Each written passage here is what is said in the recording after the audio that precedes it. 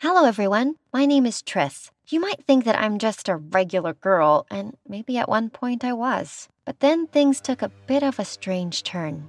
Truth be told, it got really complicated. Even now, I'm still trying to adapt to my new way of living. You might be wondering about the reason. Well, have you ever felt like your whole life was just one big fabricated lie? After my mom died, I discovered that pretty much summed up my life. I'll start from the beginning and you'll have to stay with me in order to understand it all. I was an only child and my mom was divorced. We both lived in a small town. Other than my friends, I had no one in this world except for her. My mom was my entire family. She was a beautiful, kind woman, but she always rejected the marriage proposals she received so she could focus on raising me. Sometimes I used to tease her saying that she had to get married eventually because sooner or later I'd go to college and she'd be left all alone. And that I'd like to have a little sister for me to spoil. And she would always say, "You're going to get a sister. Don't worry." Perhaps you're wondering where my dad was.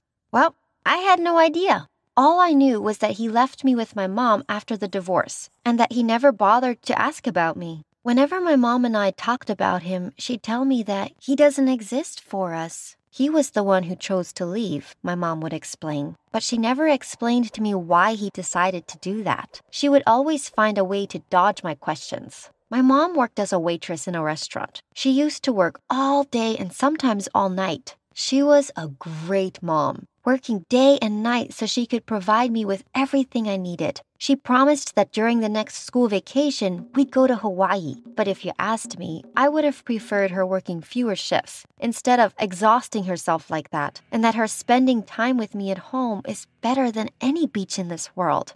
I always missed her so much. She was my whole world. Despite all the financial problems we were going through, I always felt pretty happy because I truly believed I had the best mom in the world and that I was so lucky. Little did I know what was about to happen to our content little life. My mom had heart disease. Every time she exhausted herself, she'd come back home and take her pills. She'd sleep next to me and hold onto my hand tightly. My mom was afraid of death, and she used to talk to me about it a lot, as if she was trying to convince me that it was inevitable and we just had to accept it. I used to worry a lot about her whenever she brought up the topic of death. I didn't want my mom to die. If she died, I'd have no one. One day we went shopping, and it was so much fun. I chose a purple dress, but my mom chose a black one for me and said, "You don't own any black dresses. Every girl must have one." So she bought it for me even though I wasn't a fan of wearing black.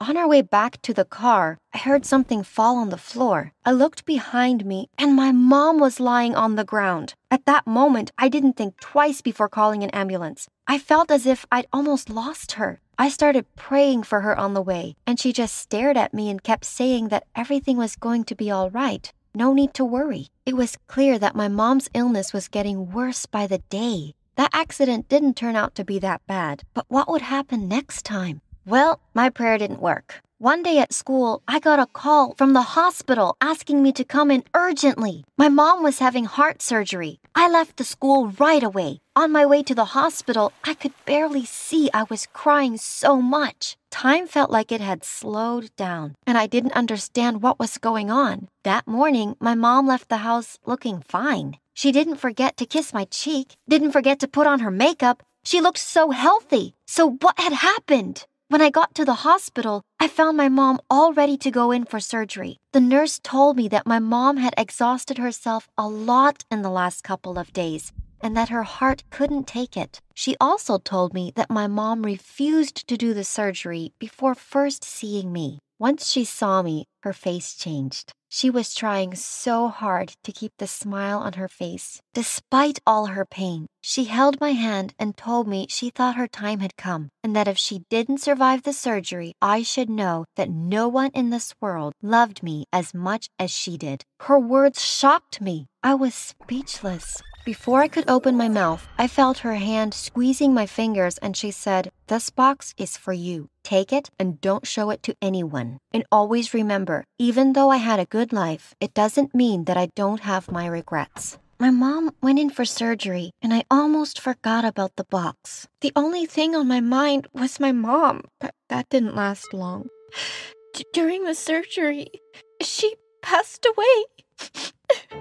The following days were the worst days of my life. I was at home all alone with no idea where to go or what to do. My nice neighbor kept checking up on me, and the police were looking for my next of kin. But I was sure they wouldn't find anyone all these years, and I'd never met any of my relatives. So why would they show up now? I no longer had anything in this world except the memories of my mom. Then, one morning, my nice neighbor came to tell me that the police were taking me to an orphanage in town, and that she'd also searched, but hadn't been able to find any relatives of mine. So, I had to collect my things and get ready to leave. While I was packing and saying goodbye to my home, I saw my mom in every single room. When at last I entered her room, I opened her closet. There, I found the box. It was the same box my mom had given me without telling me what it contained. With everything that had happened, I'd completely forgotten all about it. I hid the box between my stuff and left. Saying goodbye to my home, the home I'd lived in my entire life, was one of the hardest things I've ever done. But I promised myself that I was going to return once I turned 18 to continue my life there. It was only a matter of time. I moved into the orphanage. I won't lie, the faces that welcomed me were kind and nice, but none of those faces were my mom's. So the place would never become home for me. My world had crumbled. I waited for nighttime to come, eager to find out what secret the box contained. I waited until everyone was asleep and fetched the box. Under my blanket, I used my phone to get some light, and then I opened the box. Here was the real shock. Had I really lived all these years without knowing that my guardian angel was nothing but a lying demon? My mom had lied to me my whole life. But why? Why would she do this to me? The money she was working double shifts to provide us with wasn't really for traveling. It was all tucked inside a little yellow envelope. On it, she'd written, "This money belongs to Mr. Jake Amberson. Please find him after my death and return it to him." Next to it, there was a small will written for me. It said, "Dear Triss, my little angel, when you read these words, I'll be in the sky looking at you from up there. Just because I'm no longer with you physically and you can't see me doesn't mean that I'm not still looking after you. Forgive me for keeping a huge secret from you, a secret that will probably flip your life upside down. And forgive me for not telling you this in person. At the end of this letter, you'll find Mr. Amberson's address. He's a relative of ours. Go to him, and he'll tell you everything. Once again, please forgive me. Love, Mom." Who was this Jake Amberson? And why should I return this money to him? Why did she never mention him before? And what is this secret that she wouldn't reveal herself? What was she afraid of? Hundreds and hundreds of questions kept spinning through my head that night. I didn't fall asleep until sunrise. I was already tired, and these thoughts just made me even more exhausted. I couldn't think of my mom the same way anymore. How could she have been so selfish? Suddenly, I had a huge urge to get some answers to all my questions, but there was no one to answer them. I wish that had been the only problem. I woke up to the sound of some girls reading the letter my mom had left me. Emily was the one who'd stolen my box. She must have heard me at night crying, or she might have seen the light from my blanket and decided to find out what I was hiding. How cruel! I hadn't even spent a whole day here, and Emily had already started bullying me. I screamed at them all to get away from my box, but they didn't. I tried to get it back, but she pushed me on the floor. My heart ached, but I didn't care. My only concern was getting back that box.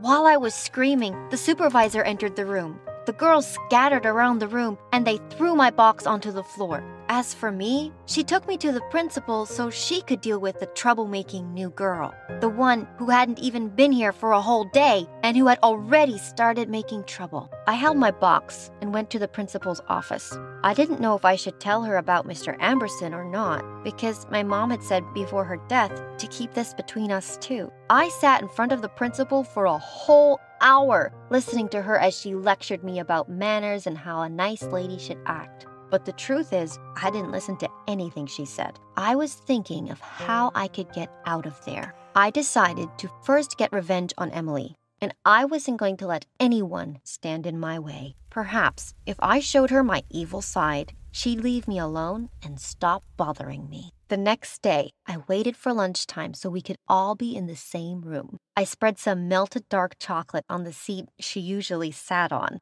As planned, she sat on it. I was dying from the moment I pointed at her pants and then proceeded to make everyone laugh at her. She stood up and I said, "Hey, Emily, still not got the hang of potty training, I see." Everyone stared at her pants and then started laughing hysterically. I loved how I turned Emily from the bully to a little joke in front of everyone. At the same time, I expected that she would find a way to get back at me. But before she could even figure out how, I'd be out of there. You might wonder, was I an evil girl? No, I wasn't. My mom and I had lived together for my whole life. But now I had to learn how to stand up for myself. No one else was going to do it for me. I didn't bother anyone except those who bothered me. Otherwise, I was a very sweet girl. After my sweet revenge, I started thinking of ways to get out of there. A whole week had passed with me trying to ignore the annoying girls in the orphanage, especially Emily, and thinking of a way to run away. I had the money and the address. All that was left was for me to get out of there. One night, I waited until everyone was asleep. I didn't take anything with me except for a small backpack. Inside it was the box. I almost got away with sneaking out of the back door until Emily started screaming, "Triss is trying to run away!" I expected Emily to get revenge on me, but what she was doing now was going to destroy me, not just annoy me. This time, Emily had won. Once again, I was taken to the principal's office. However, this time I wasn't just lectured about manners. She took my bag from me and started searching it. I screamed for her to give it back, but she paid no attention. So I started crying while hiding my face with my hands and mumbling, "There are personal things in there, my mom's personal things." But she didn't return anything to me. I felt as if she took away the only thread to finding out the truth behind the secret that was keeping me up at night.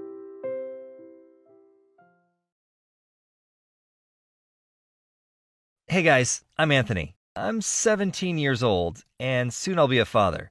I think I can do it, because I have a great example of what kind of father you shouldn't be. Yeah, I'm talking about my own dad. I'm not saying that my father is a bad man. He's a sailor, and we only see each other 3 months out of the year. Okay, I understand that he makes money so that my mother and I can live well, but I still miss him, you know? I envied the other kids because their dads were there for them their whole childhood, and I spent most of my time just waiting for Dad to come home and enjoying the few days we spent together. And recently my mom and I found out that we weren't the only ones waiting for my dad to return from the sea. The last time my dad was deployed, his sailing was supposed to be over on a certain day, and he was supposed to come home. But Dad texted that he would be home a couple of days later and didn't explain the reason. It was weird, because before that, Dad was always on time. He was always in a hurry to get home to see us. My mom and I were getting worried. A sailor is a dangerous profession, even in the 21st century. He could have been caught in a storm or gotten malaria in a third world country port. In addition, there are still some pirates on the ocean in today's world. My mother and I just couldn't calm down until one morning we heard a car drive up to our house. I looked out the window and I saw my dad getting out of the taxi. Hooray! I ran out to meet him, but then a boy who was about 5 years old got out of the car. Then Dad said that we all needed to have a serious talk. My mom and I didn't understand what was going on. We sat down at the table and my dad started talking. Many years ago, when his ship was in a port in the Philippines, he met a woman and they had an affair. At sea, sailors often miss regular human relationships, you know. So one day my father received a message from that woman, and it said that she was pregnant. Dad didn't want to leave her alone, and he felt responsible for the child. So since then, his life has been divided into 3 parts: the sea, his family in America, and another family in the Philippines. But something terrible happened. That woman got sick and was rushed to the hospital. Unfortunately, the doctors couldn't help her, and Dad was with her until the very end. Then there was a funeral, and Dad had to figure out what to do next. If he had left the kid there, he would most likely have ended up at an orphanage, and he wouldn't have survived there. My dad couldn't let that happen, so he stayed there for a week, processing documents for the child to bring him to America. And here they are. That's just oh my god information, and it took a few minutes just to process it. My dad had another family for 5 years? Do you know how it feels when you find out your father's been lying to you for 5 years? I can't even begin to imagine how my mother felt. A woman who was faithful to him for all these years. She dutifully waited on the shore until my father returned from his deployments, and now she found out that for the past 5 years he loved another woman. Of course, then the fighting started. Dad was sitting silently and listening to everything that my mom shouted at him. He understood what he had done, and now he had to deal with the consequences. I didn't want to be in the same room with him anymore, so I left and sat on the couch. I tried to think about what the hell was going on. When I looked up, I saw this boy standing in front of me, and he was scared. The boy didn't speak English, so he didn't understand what was happening and just covered his ears with his hands. He probably thought we were crazy, just yelling at each other. I felt sorry for him because I'm an adult and I can deal with family problems, but he's too small and he's already been through the loss of his mother. I wanted to calm him down. I pointed my finger at myself and I said, Anthony. And you? He pointed at himself and said, Jennair. And then we smiled at each other. And I have to say, this kid looked just like me. We have the same face shape, eyes, and eyebrows. And this was not surprising because we were brothers after all. I sat with him for about 10 minutes, trying to calm him down and explain that everything was going to be fine. By the time I got back to my parents, the fight was over, and my mom had decided to kick my dad out of the house. Obviously, after finding this out, she didn't want to be together any longer. Dad took the suitcases that he didn't unpack, took Jennair by the hand, and left. Believe me, it's very frustrating to see your mom just hate your dad. And it's even more frustrating to know that your dad deserves it. But I was worried about something else. What about the kid? Mom was going to take the house, so where were they going to live? And work? Dad has worked as a sailor his whole life. He can't do anything else. I don't know why I was worried about this little boy's fate. Perhaps I felt a brotherhood with him, or even some parental instinct. I don't know. But I was more worried about him than about my own parents' divorce. While the divorce process was going on and my parents dealt with the paperwork, my dad often asked me to take a walk with Jennair. I took him to the park and we went on rides and ate ice cream. I even taught him some English words. Every time I brought him back home, I felt sad. He and Dad were living in a motel in totally inappropriate conditions for a kid. And despite the language barrier, it was clear that Jennair was not happy to have to live there either.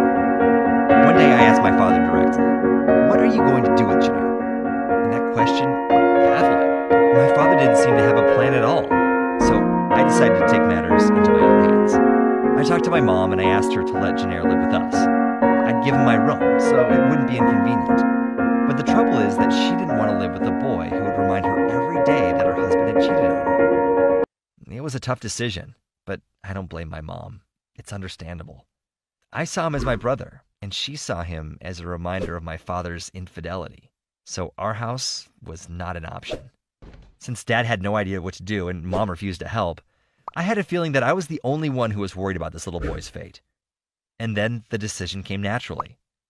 I went to my dad and said, "Listen, I know what we're going to do. You sign a new contract and you will sail away for work. And you'll work twice as hard to provide for the kid. And I will take over his upbringing. I have some money that I've been saving for a car, and I'm going to rent an apartment. Besides, Dad will be sending money anyway, so we'll be fine." So, yeah, it all happened pretty quickly and awkwardly, but that's okay. My dad has basically been away most of my life, and I have promised to try to be better than him for his kid.